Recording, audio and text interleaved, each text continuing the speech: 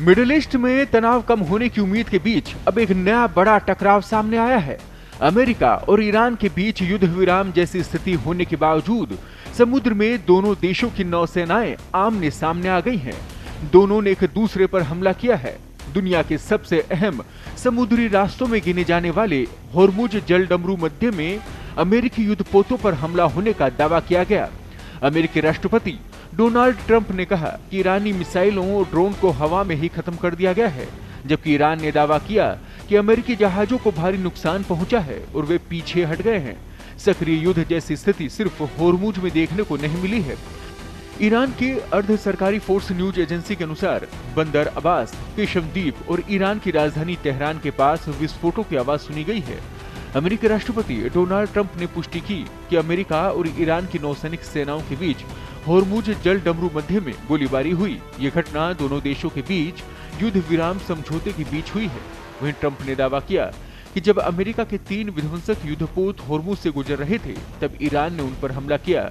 Social media platform truth social पर post करते हुए ट्रंप ने कहा कि अमेरिकी नौसेना के 3 युद्धपोत बहुत सफल तरीके से होर्मुज जलडमरू मध्य से बाहर निकल गए हैं। उन्होंने कहा कि रास्ते में ईरानी बलों ने उन पर गोलीबारी की। तीनों जहाजों को कोई नुकसान नहीं हुआ, लेकिन ईरानी हमलावरों को भारी नुकसान हुआ है। हालांकि ईरान का दावा अलग है। ईरान की इस्लामिक रिवोल्यूशनरी गार्ड कोर्प्स की नौसेना कमान ने एक्स पर कई पोस्ट करके दावा किया कि अमेरिकी नौसेना ने दक्षिणी ईरान के जास्क बंदरगाह के पास एक ईरानी तेल टैंकर को निशाना बनाया था, जिसके बाद अमेरिकी जहाजों पर हमला किया गया।